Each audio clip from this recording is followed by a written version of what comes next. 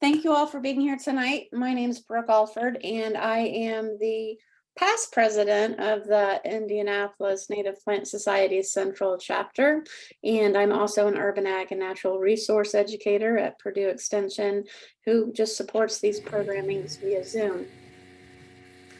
Tonight, we're going to be hearing from Claire Lane at the Hamilton County Soil Conservation District.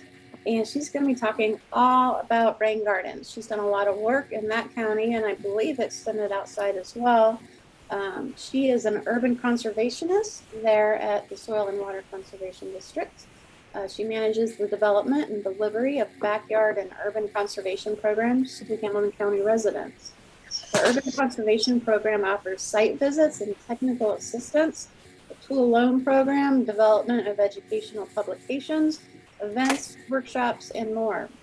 Claire also manages the Hamilton County Invasives Partnership. And if you are not familiar with that, I'm going to go ahead and I will copy and paste into the chat the website for that, because they are doing great things. And I think that Claire will take a moment to tell us more about that. But right now, I'm going to go ahead and enter that into the chat. If you aren't familiar with it, take a look. And it's part of a SISMA organization that's happening not only across the state, but Claire, it's across the country, isn't it?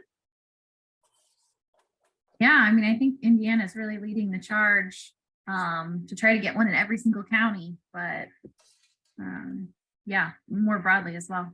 Okay, great. Well, Claire, with that, I'm going to go ahead and just turn this over to you. Start sharing your screen when you're ready. Okay. So yeah, thanks for joining me tonight. Happy to be here with you. People all across the world, which is great. It's a lot of fun. We're here to talk about rain gardens, and I've got a QR code there on the screen if you want to use the photo app on your smartphone to pull up the rain garden website on your phone, or I just dropped that URL in the chat as well if you want to click on it there to go to the Hamilton County SWCD page that has a lot of information and the resources I'll be talking about on rain gardens, or you can follow up with that later. But yeah, here in 45 minutes, we don't have time to get into every little detail of rain gardens. They're pretty straightforward, really, but there's a lot of different considerations and a lot of different options based on the different kind of property you have, or the different kind of maybe like drainage or water infiltration problem you're trying to solve. So we're really just going to scratch the surface, but the great part about it is that there are a ton of resources out there to help you take this further. So I really hope that this will give you kind of the basics and the considerations that you would need to think about when trying to implement a rain garden on your property, and then a lot of the resources that can take you further. So just a little bit about why we need these rain gardens, what they do and what they're for. I like this slide to just kind of think about how Indiana, particularly central Indiana, where a lot of us are and where I work, has evolved from, primarily forested to ag land, and then now to a lot of impervious surfaces, things like we see in the bottom two aerial photos there of big housing developments, and also commercial properties, shopping malls, parking lots, big shopping centers, lots of roads and highways. So if we think about all of that transition from green space into impervious surfaces, so all of those natural areas that were converted to different types of development. So we think about the changes that lends us to, there's no more natural drainage because all of our water is being directed to storm sewers and then to streams. So that water isn't soaking back down into the ground. So it's not recharging our aquifers where we get a lot of our drinking water underground. A lot of these systems are also really flashy because our stormwater infrastructure is designed to get water off our property and off the roads as quickly as possible. So that means that water gets discharged really quickly into streams and leads to a lot of flooding, but also a lot of erosion and water pollution in that way. And then, of course, there's, other pollutants like you think about with oil dropping from cars, even pet waste, things like that, that are contaminating water that's then rushing into those storm sewers. And in some communities, that also contributes to combined sewer overflows, which a lot of our communities are spending millions and millions of dollars to try to fix now, so that we are not discharging raw sewage into our waterways. So this is a good graphic that some of you have probably seen before, but it is comparing the runoff between an area with natural ground cover to a commercial or industrial site. So you can see the top left there, an area that has zero impervious surface. So a lot of green space, trees, most of that water is infiltrating back down into the ground. And then as you start to change that environment, add homes, getting into low density residential, some of that water starts to run off the property instead of infiltrating. And then there at the bottom, getting down into an urban residential setting, that's a lot of roof, a lot of pavement. So more of that water is running off. You see that little pipe going out into the stream there. It's getting piped out instead of infiltrating back down into the ground. And then when you get into a really heavily commercial or industrial environment, there's really nowhere for that water to go back down into the ground. Almost all of it is picking up pollutants and running off into pipes and then our streams and rivers and lakes. Another big change we have from our previous environment was that, particularly in our residential areas, we really love lawn. We have over 40 million acres of lawn in the US. It takes a ton of our water use each summer to irrigate, if that's something that's popular in your area or in your home. It's also just really resource intensive. It takes a lot of time and inputs to maintain, and that can lead to other issues in our environment. For example, air pollution that comes along with the amount of lawn we have. One lawnmower pollutes as much in 1 hour as driving an automobile for 350 miles because there aren't emission control systems on those lawnmowers. All of those inputs too, when you think about herbicides and pesticides, over 67 million pounds of synthetic pesticides on US lawns. And the US Fish and Wildlife Service estimates that homeowners actually use 10 times more chemical pesticides per acre on their lawns than farmers use on crops. A lot of times, particularly when you live in the city, it can be easy to maybe blame farmers, thinking that's where a lot of extra nutrients are coming from, that's where water pollution comes from. But actually, a lot of it comes from the way we're managing our own yards and the amount of impervious surfaces that are in urban areas. Another interesting fact, the EPA estimates that over 17 million gallons of fuel, primarily gasoline, are spilled each year when refueling lawn equipment. So there's a lot of different factors that goes into how much lawn we have, and how it contributes to poor water quality, poor air quality, and affects our ecosystems. So thinking about these changes, thinking about how much lawn we have, how and what happens when it rains. I like the graphic on the left there because it really helps you visualize what happens when that rain falls from the sky down onto your roof. It's going to go down probably your gutter downspouts, maybe get discharged either right into your lawn or onto your driveway. Maybe some oil or gasoline has dripped out of your car. So the water will pick up some of that as it goes down your driveway. Maybe you have some pet waste that you haven't picked up yet from your dog. Or maybe if you're like a lot of communities around here, you might have a geese problem if there's Canada geese in your nearby detention pond. So maybe there's some animal waste that has E. coli or other contaminants. All of that is getting picked up by that water, and part of those pollutants are coming either down off your lawn, off your driveway, off the road, into stormwater infrastructure, the pipes that are under our streets and roads. Piped, probably miles and miles, maybe to your nearest detention pond, and then from there, a stream, a bigger stream, and eventually the river. So that all ends up being pollutants, sediment, different chemicals leading to fish kills or poor water quality. And particularly in our residential or urban environments, we were putting a lot of fertilizers on our lawns. that really contributes to phosphorus and nitrogen in our waterways that leads to that yucky green algae that takes over our detention ponds and bigger lakes. Just 1 pound of phosphorus fertilizer can produce 500 pounds of algae. So it really doesn't take much to make a big difference in our waterways. But the good news and why we're here tonight is that we can change a lot of that with the decisions we make and how we manage our own properties. So there's a lot of different things we can do. We're here to talk about rain gardens tonight, but there's also pond buffers, reducing the amount of lawn you have, rain barrels, getting your soil tested and making sure you're using the right amount and type of fertilizer, and making sure that fertilizer is phosphorus free as well. But like I said, we're here to talk about rain gardens tonight. So I'm going to show you some photos and some graphics just to get started to help you visualize what this rain garden is.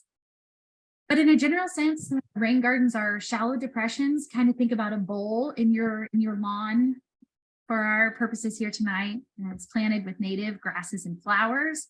And the important part there is that you direct stormwater to a rain garden so that it can infiltrate down into the ground. So a rain garden is temporarily filling with water, but most of the time it's going to be dry.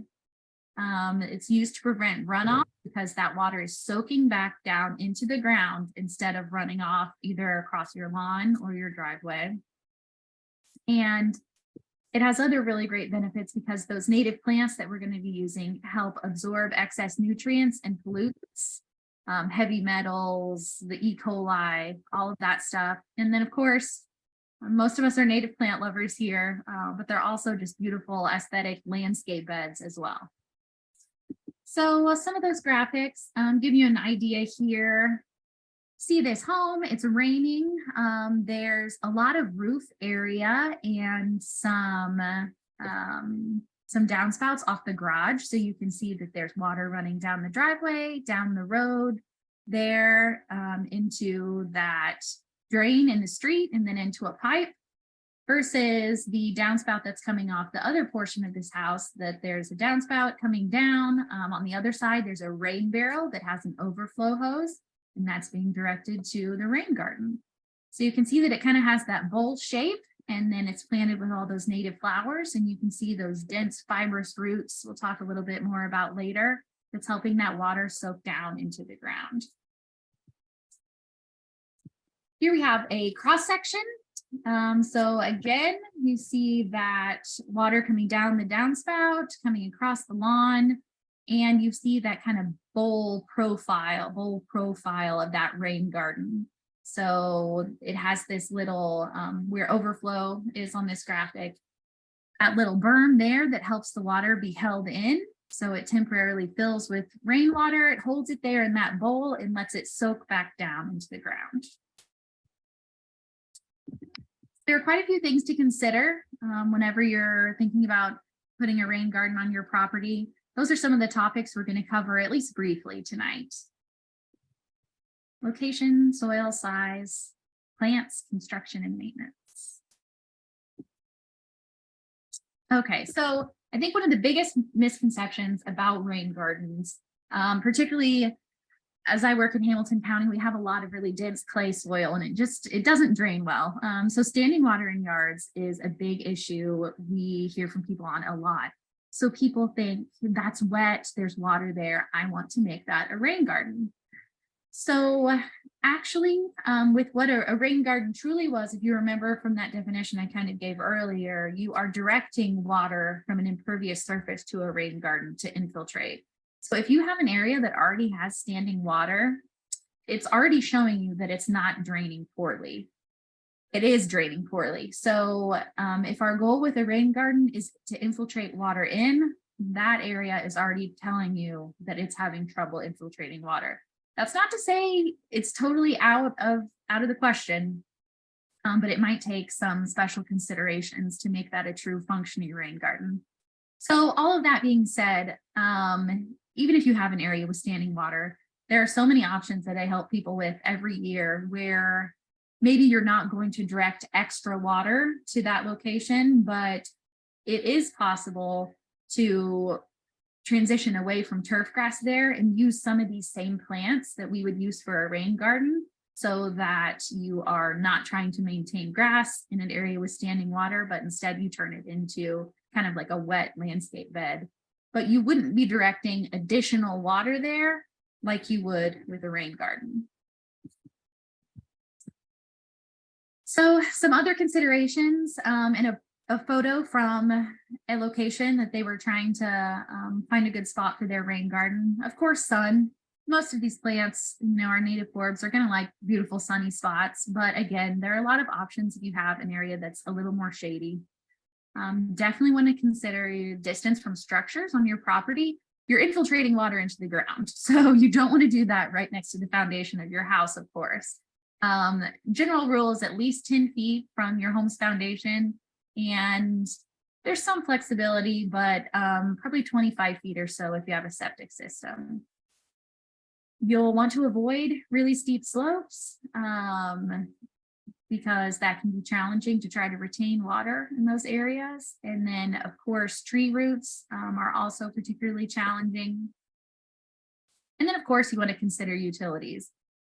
So you can see in this photo that there are some little lawn markers there. You can see orange and yellow little flags. That shows, that shows that this homeowner has called 311 and had their utilities marked. So they know if those are going to be an issue with their rain garden placement.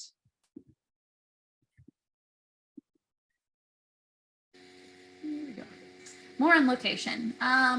So your ideas to get started here, I think it's easiest to look at things from above, kind of get a bird's eye view of your property.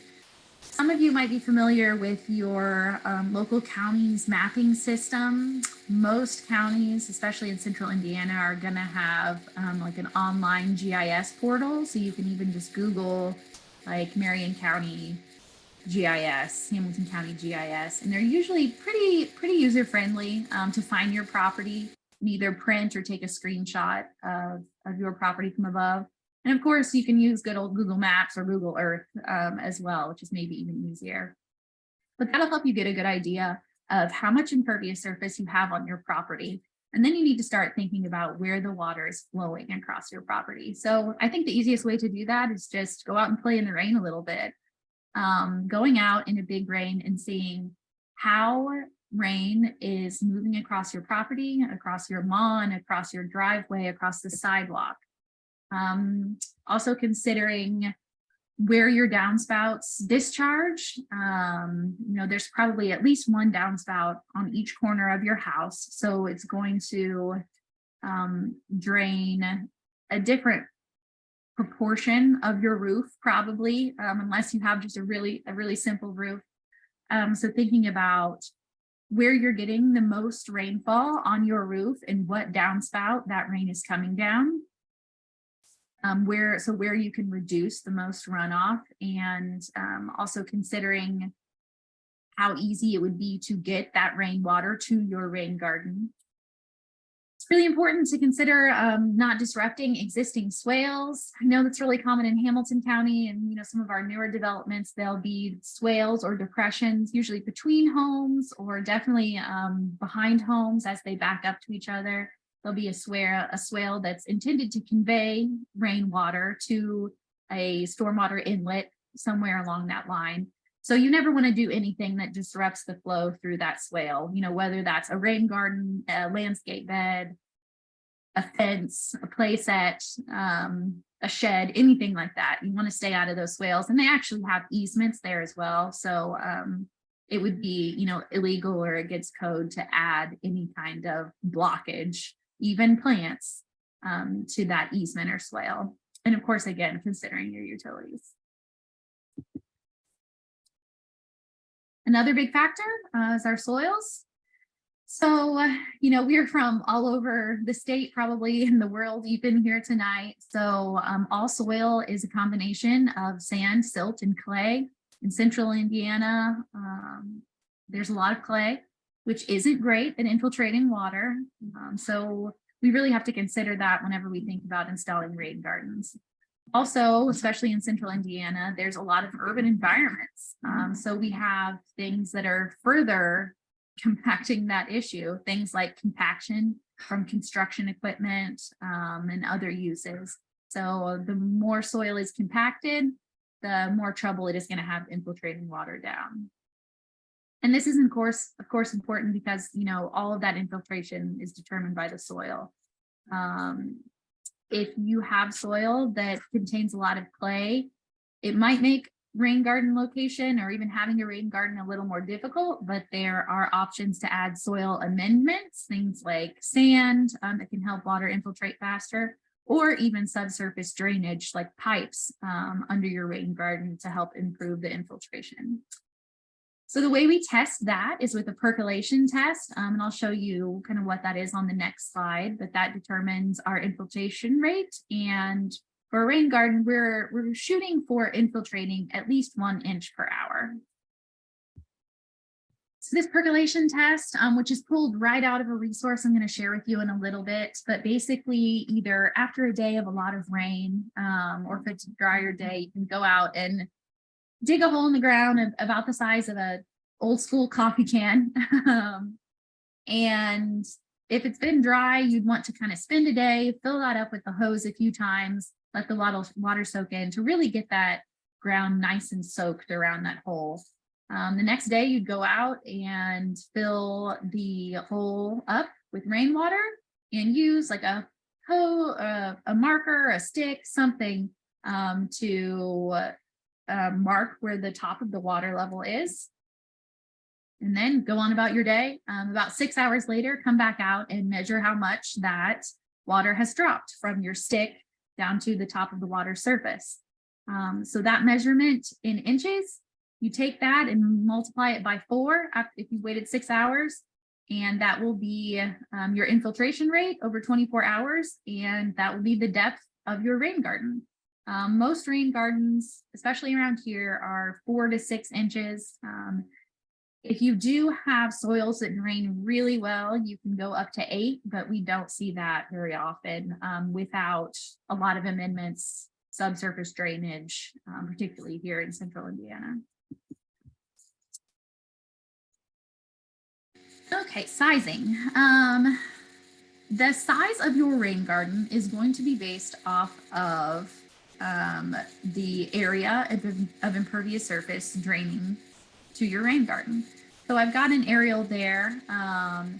So looking at that roof, you know, from the aerial and also in person, we're able to determine what sections of that roof drain to that downspout, which here is on that northwestern corner of that home. Because that was going to be the best location in the yard for the rain garden, got the utilities figured out.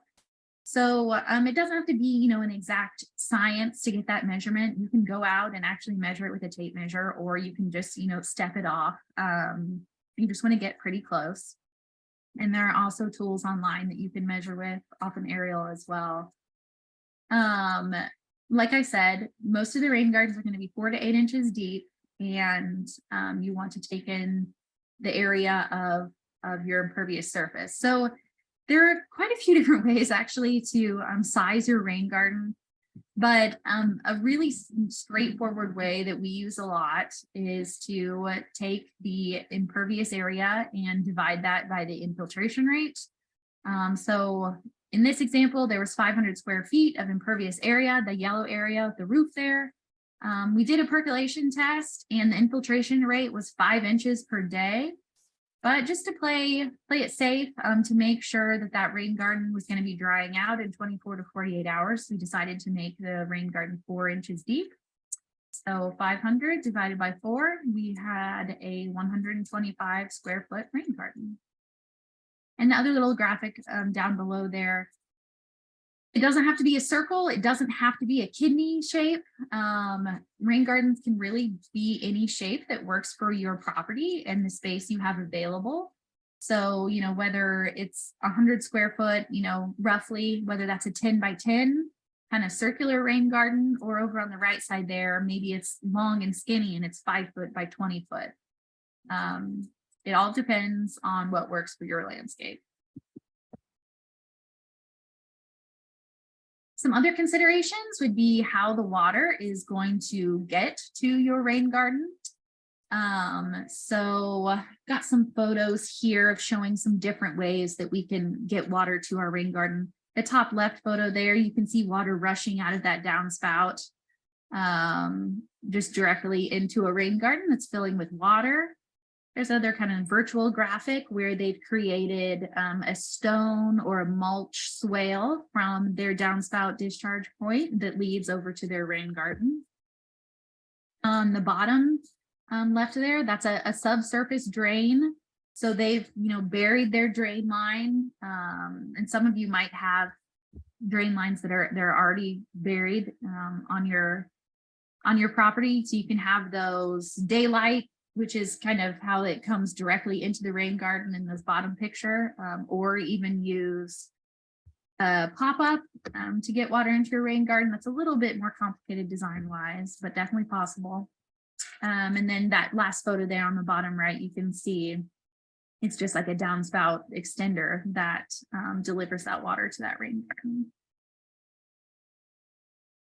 Oh, and of course, another factor to consider there, if your downspout you are using or trying to capture water off of, if there's anything in your path, like a walk up to your front door, it can be more expensive or a lot more work, but it's possible to get your water down under that path over to your rain garden. Just all different situations you want to consider. Other things you'd want to think about, we're moving water around. So particularly until plants get established, you want to think about how you'd be preventing erosion, whether that's through mulch or stone, some erosion control fabric. Another big factor with rain gardens is considering where your overflow will go. So we're thinking about most rain gardens, being 100 to 150 or so square feet for a residential rain garden. They're really designed to capture that first inch of rainfall, but we're going to get bigger rainfalls than that. So that water is going to have to go somewhere. So we need to be strategic in our design to make sure that there's an overflow point that is stabilized, so it's not going to erode, and that water will be able to overflow at that point and either go out into your lawn or towards a drainage inlet or something like that. Thinking about some of the other aesthetic considerations, if you want a border, whether that's, a nice border of prairie dropseed maybe, or some stones or pavers, or are you going to maintain a nice turf edge leading up to your rain garden? Also mulching, as I think most of us know, mulch is great for suppressing weeds, particularly whenever you just have a new planting or young plants. It helps keep the weed pressure at bay. And then if you want to let your rain garden fill in over time, you may not need to mulch as much or at all.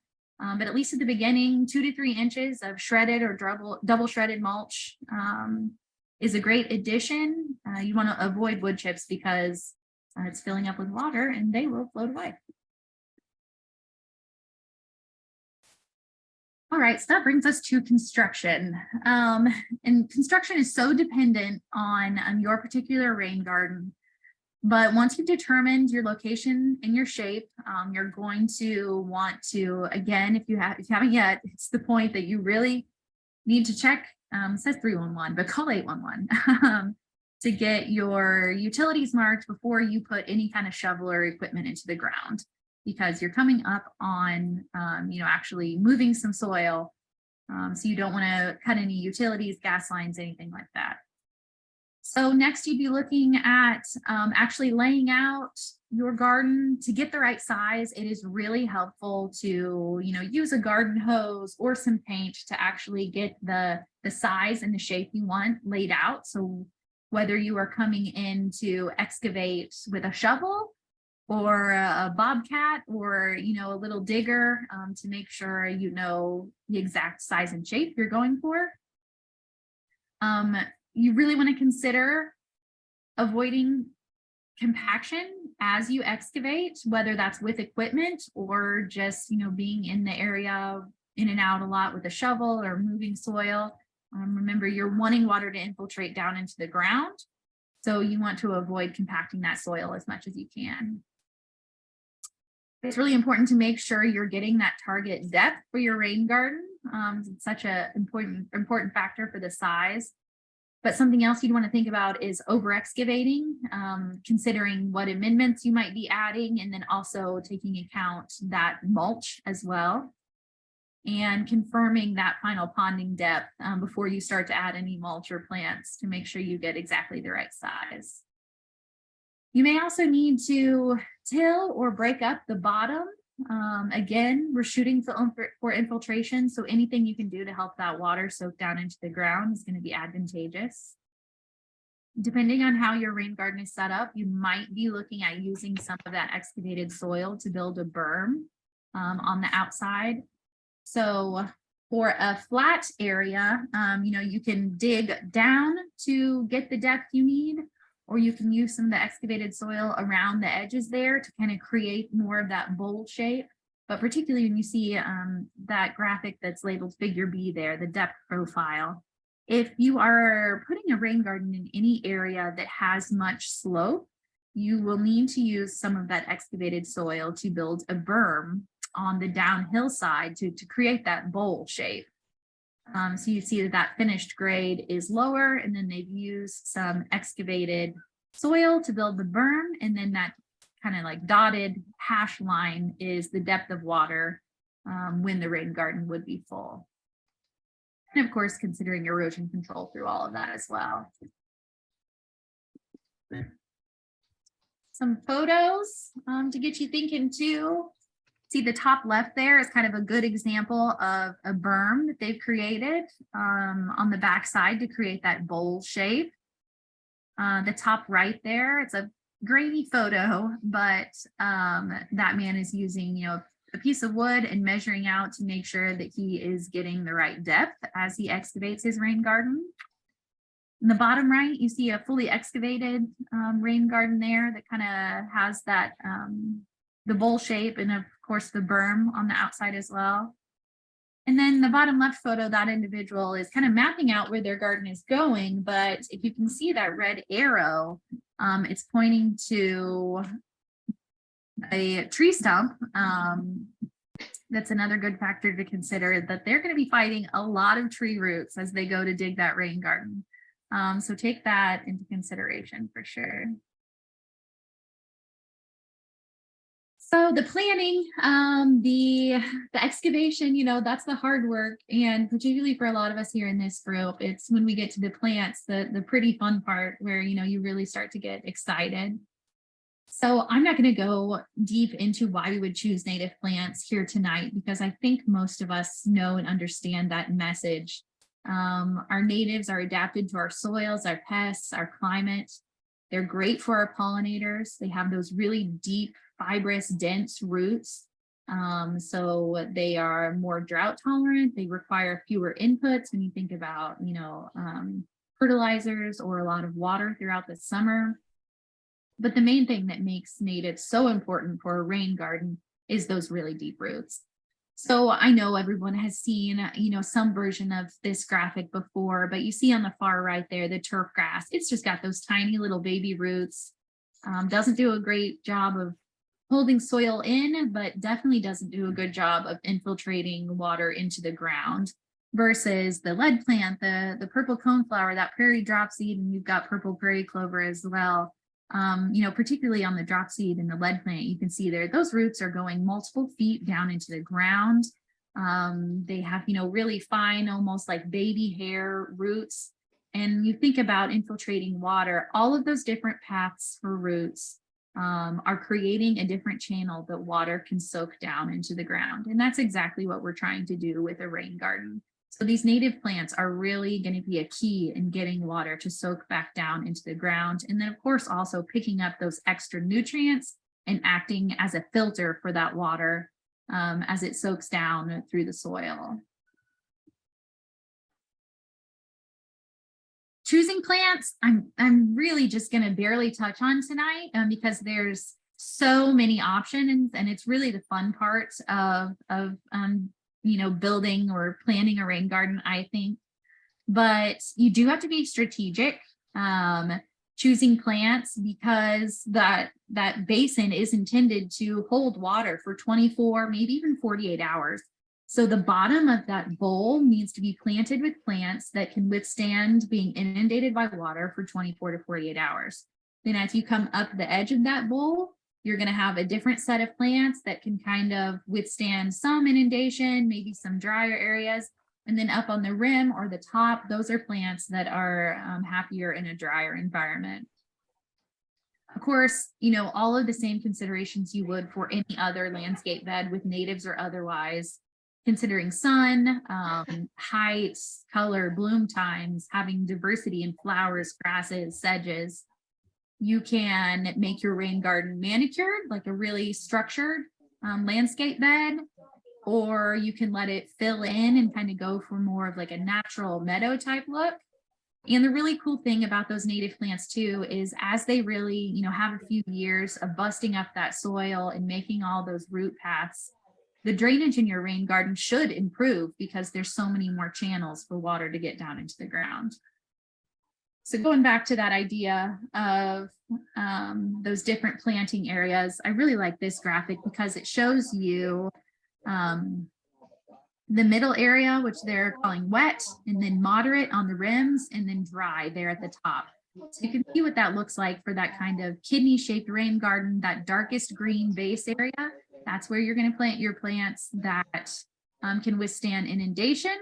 Then there on the slope, some that are happier with a, you know, a little bit drier environment. And then what they're calling the buffer or the edge is going to be your dry plants.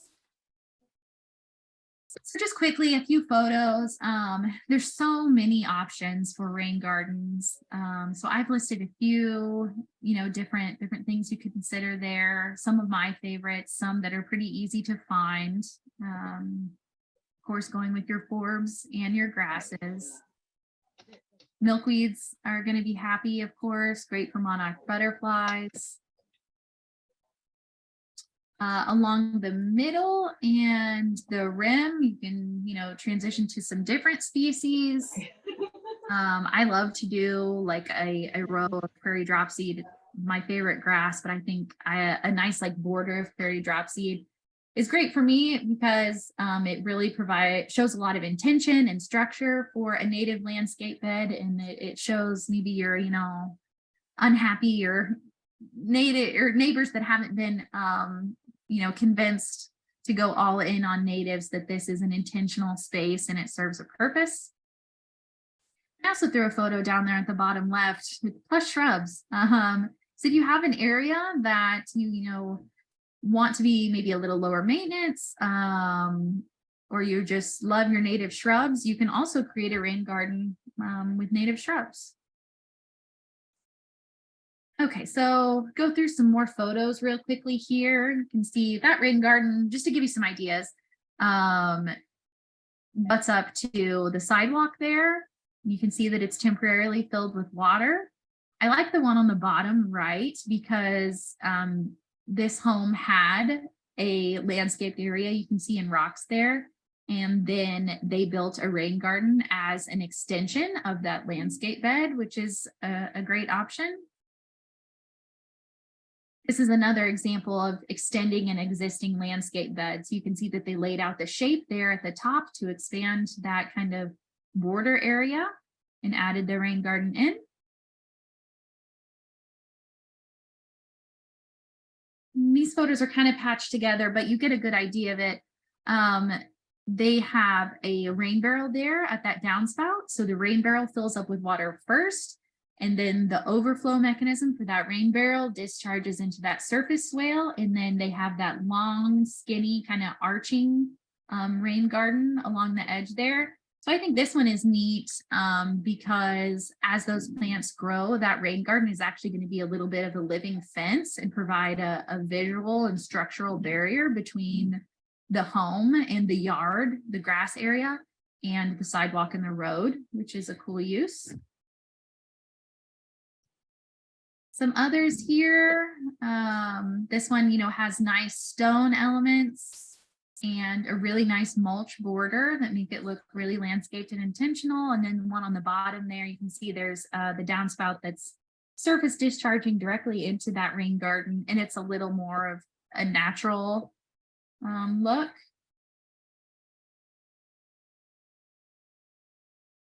You probably see more of these than you maybe, even consider, but I just wanted to mention too that like commercial and industrial rain gardens exist as well, accepting rainwater off of parking lots, roads, driveways.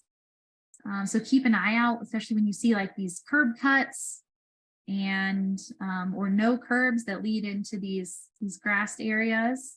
So you might see more rain gardens or know of more rain gardens than you have thought you did. Maintenance, fairly straightforward as far as, a landscape bed goes. You're going to want to prune dead vegetation and large plants if you want to kind of keep them in check, keeping all of, your normal landscape weeds out. If your rain garden is an area that, drains from a sidewalk or maybe even a street or something like that, you might get quite a bit of sediment or debris. So you'd want to look at removing that each year, touching up your mulch, making sure the integrity of your berm is still strong.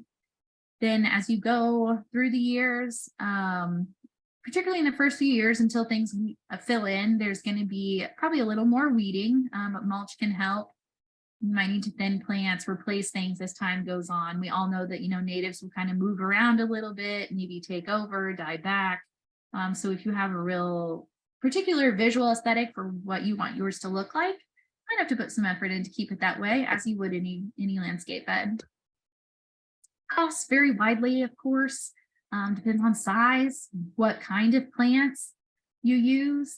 Some people, it's tough to start a rain garden from seed. A lot of people will start from plugs, but if you want to go bigger and use quarts or gallon sized plants, that's of course going to drive costs up, but it's going to mature faster.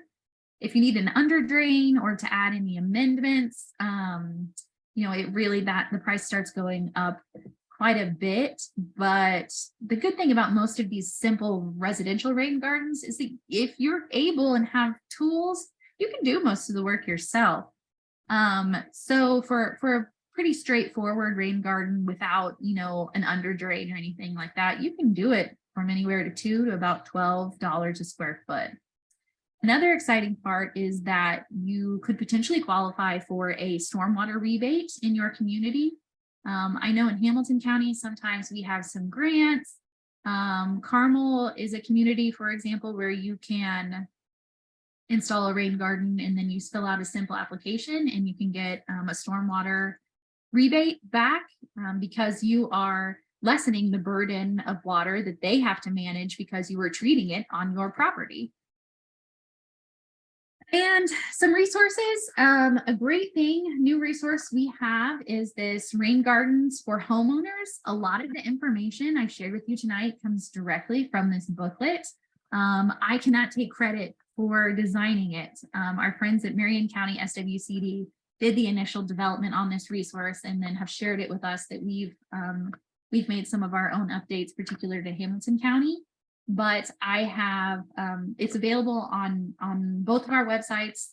The information's very largely the same in both. So if you don't live in Marion or Hamilton County, feel free to go to either. It's still going to be a really useful resource for you.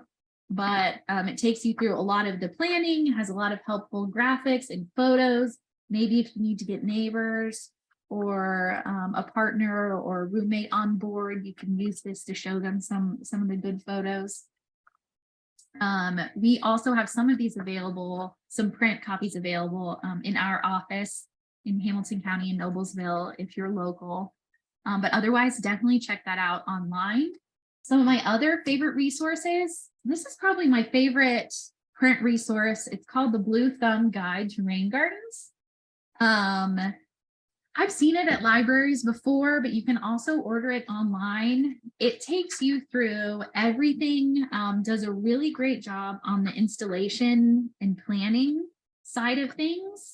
It also has some really great charts for plant selection, and also even has photos for plant selection, and then also has some really great planting plans that give you a lot of different options. So there's a native prairie garden, native part shade to shade, bird and butterfly, shrub garden, mixed shade, a really great one.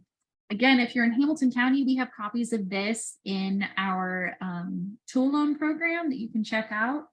I think we probably have some that we could sell in the office too, but a great resource. There's rain garden books, I'm sure, at your local library. There are a ton of resources online and videos on YouTube. Purdue Extension has a rainscaping program.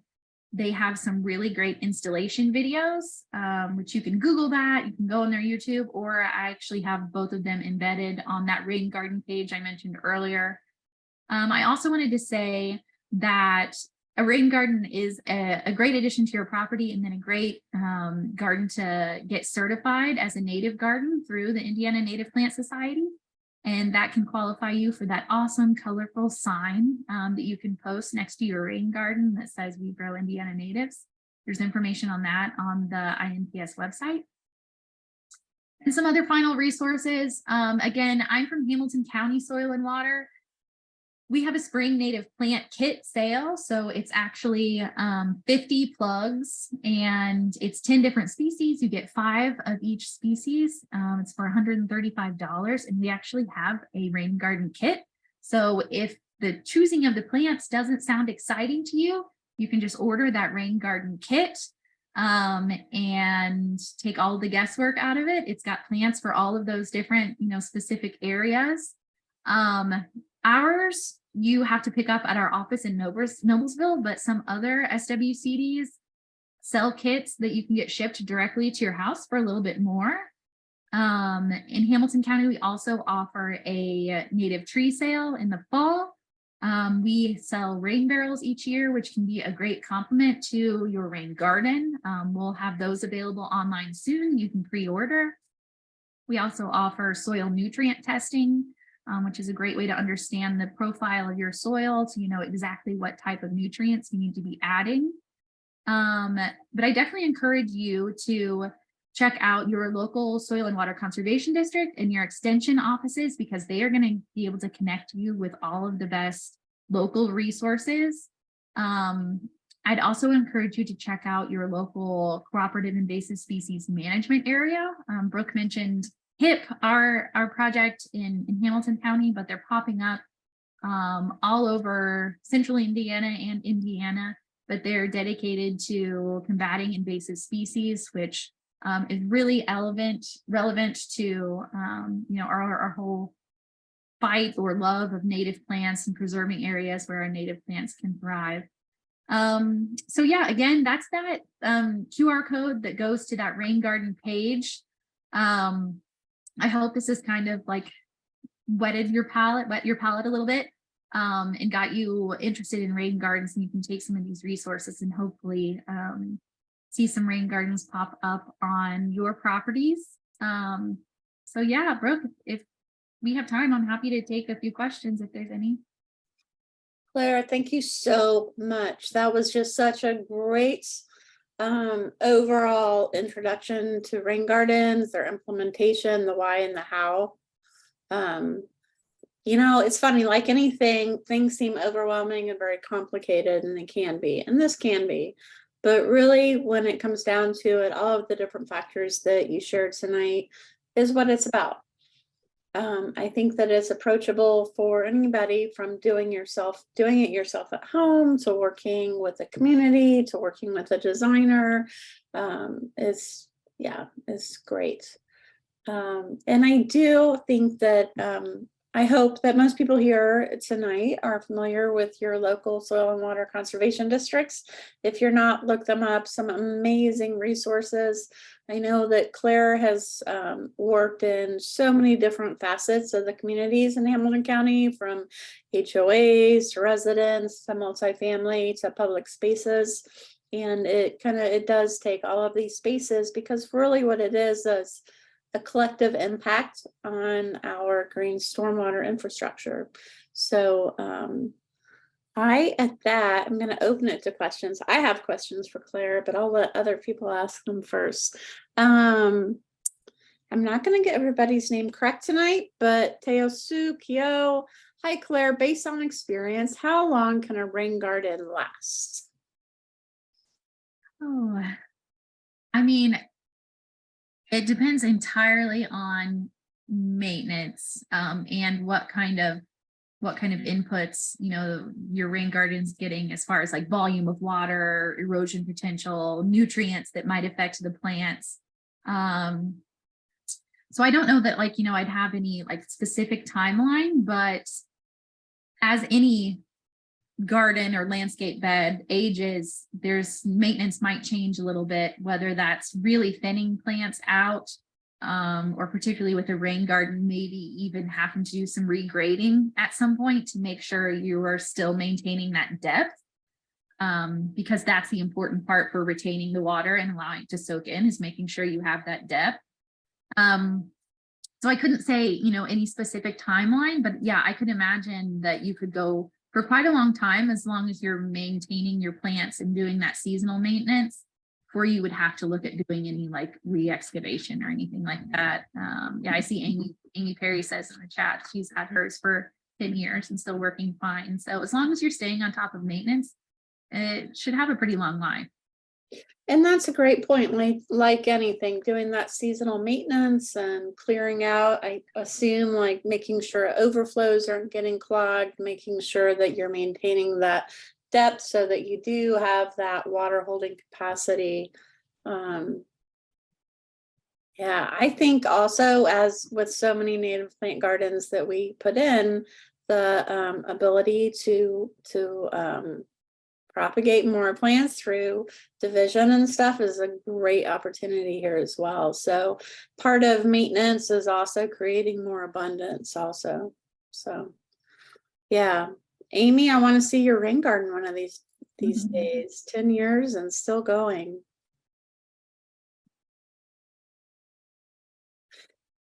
Claire, I have a question for you. In your experience, have you seen like any plant palettes changing, like from in terms of, we think of like the floor of the rain garden, or the slope to the rim? Seems like some plants can live in any of these different zones, and some are very specific over time. Have you seen that plant palette change at all? Oh my goodness. I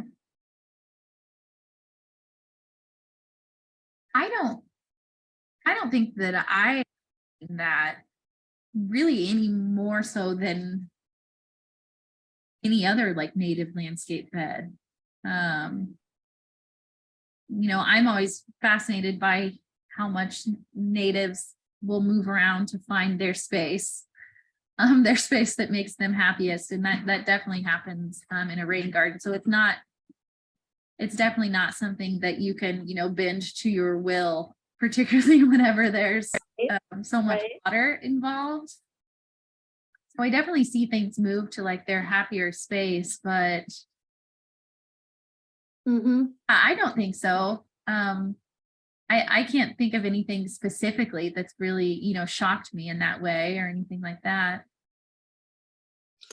And I would say one other thing that and I'm making it about me now, but I'm very captivated with, is the idea of how the soil profile under the garden changes with native plants as those roots reach down and the soil becomes more permeable. It would be great to see something like over time, like how does that change? How quickly does it change? Just, that profile is an action with those roots moving through there. Yeah. Most of my experience there has been, purely anecdotal. So it'd be fascinating to actually see some actual like research or numbers. Another question, would planting trees next to a rain garden have any benefits in terms of filtration or removal of unwanted chemicals or toxins?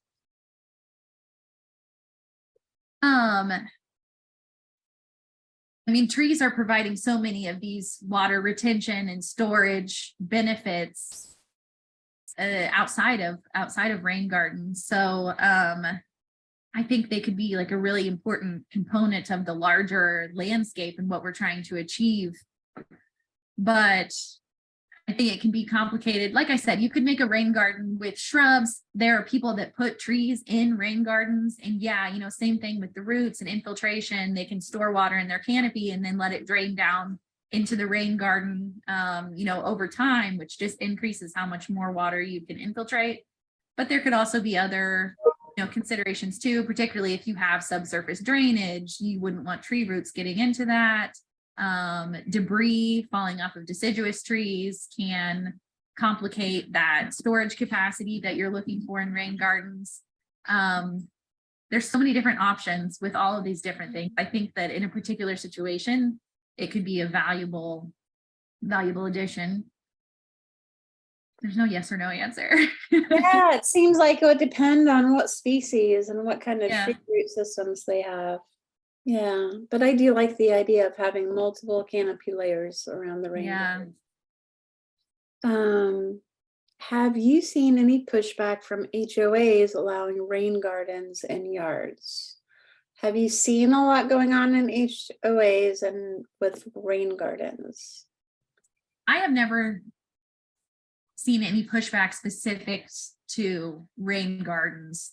Of course, there's pushback on anything that's not grass. Particularly, you know, natives that can be a little taller, a little natural looking maybe in, you know, certain settings. So definitely get into some of that pushback. And thankfully we're getting more and more resources, you know, to help people navigate that. INPS, you know, has a whole page on the website and a lot of resources specific to that now.